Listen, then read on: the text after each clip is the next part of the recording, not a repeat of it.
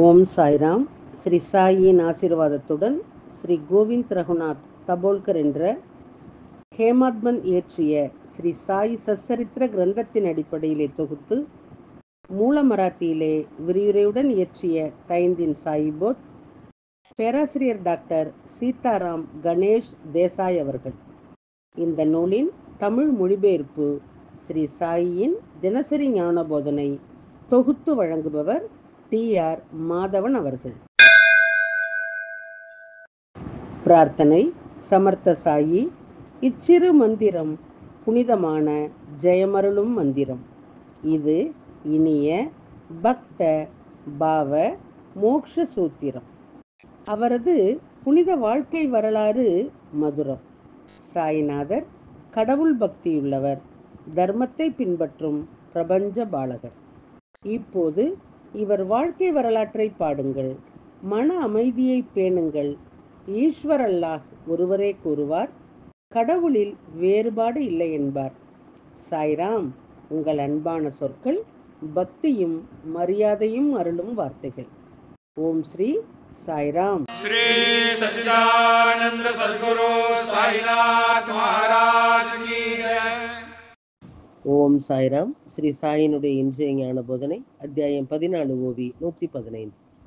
நீண்ட காலம் ஆரம்பத்திலிருந்து பார்க்கும் பொழுது பாபா யாரிடமும் எதையும் வாங்க மாட்டார். எரிந்த குச்சிகளை சேகரித்து தனது பையிலே நிரப்பிக் கொள்வார். விளக்கம். ஆரம்பத்திலே பாபா சிறிது நேரம் தட்சிணை எடுக்கவில்லை. எரியும் குச்சிகளை சேகரித்து அதே சேகரிப்பை உங்களுடைய பாக்கெட்டிலே வைத்திருங்கள். பக்தனாக இருந்தாலும் பக்தன் அல்லாதவனாக இருந்தாலும் அவன் யாரிடமும் எதையும் கேட்கவில்லை. யாராவது அவர் முன் ஒரு செப்பு நாணயம் வைத்தால் அவருடைய புகையிலை அல்லது எண்ணெயை வாங்கி கொண்டு வருவார். பாபாவுக்கு புகையிலை மீது மிகுந்த விருப்பம் இருந்தது. அவர் பீடி அல்லது ஸ்லிம் பிடிப்பார். அந்த ஸ்லிம் பாபாவுக்கு மகத்தான சேவை செய்தது. அந்த ஸ்லிம் அநேகமாக புகையால் ஆனதல்ல. அடுத்து யாரோ ஒருவரின் நினைவுக்கு வந்தது, தட்சிணை எடுத்துக்கொள்ளாமல் வெறுங்கையுடன் எப்படி மகான்களை தரிசிக்க முடியும்? அதை பாபா தனது மதிப்பையும் மரியாதையும் தக்க வைத்துக் கொள்ள தட்சிணை எடுத்துக்கொள்வார். ஒரு பைசா அல்லது மற்ற நாணயமாக இருக்கும், எதுவாயிலும் தன்னுடைய பாக்கெட்டில் வைத்துக் கொள்வார். ஆனால் யாராவது பணம் கொடுத்தால் திருப்பி கொடுத்து விடுவார். இந்த தொடர் பல நாட்கள் தொடர்ந்தது. ஆனால் பக்தர்கள் திரளாக வரத் தொடங்கினர். தங்க மலர் தட்சிணை இல்லாமல் பூஜை முழுமையடையாது என்று நித்திய பூஜை வழிபடுபவர்கள் நன்கு அறிவர். முடிசூட்டும் நேரத்திலே மக்கள் பரிசுகளை கொண்டு வருவார்கள். அதே பரிசுகளை குரு பூஜை நேரத்திலும் கொண்டு வர வேண்டும். உச்சாதிதி, தக்ஷணாவந்த், ஹிரண்யதா, அமிர்தவந்த், ஹேமதாலா, சுத்திமந்த் இந்த வசனங்கள் மந்திரார்ணவ வேதத்தின் மந்திரார்ணவ பகுதியிலே உள்ளது. உன்னதமானவர், தட்சிணை கொடுப்பவர், பொன்னை கொடுப்பவர் மற்றும் ஞானம் உள்ளவர்கள் அனைவரும் தூய்மையான சிந்தனையாளர்கள் என்று கூறப்படுகிறது. சந்தனத்தை சமர்ப்பித்தால் செல்வமும், அக்ஷதையை கொடுப்பதால் செல்வமும், பூக்களை சமர்ப்பித்தால் செல்வமும் தட்சிணையும் கிடைக்கும். பூஜை இலக்கியங்களிலே சந்தனம், அக்ஷதை, பூ மற்றும் வெற்றிலை ஆகியவை எவ்வாறு சிறந்தவையாக இருக்கின்றனவோ அதே போல தட்சிணையிலும் தங்கப்பூ உள்ளது. தட்சிணையாக கொடுப்பதால் அபரிமிதமான செல்வம் கிடைக்கும்.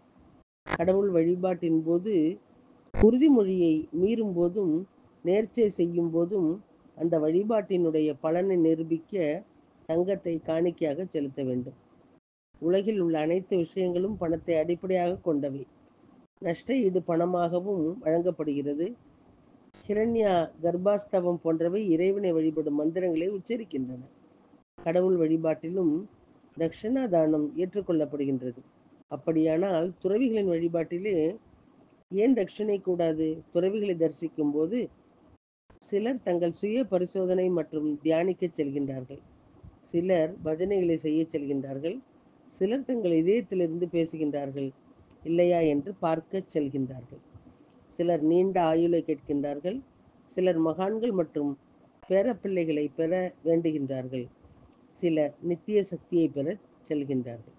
இருப்பினும் தீய எண்ணம் கொண்ட சிலர் குறும்பு செய்வதிலேயே குறியாகி விடுகின்றனர். அந்த நேரத்திலே அவர்களின் தீய மனம் அழிந்துவிடும் அல்லது வருந்துவார்கள்.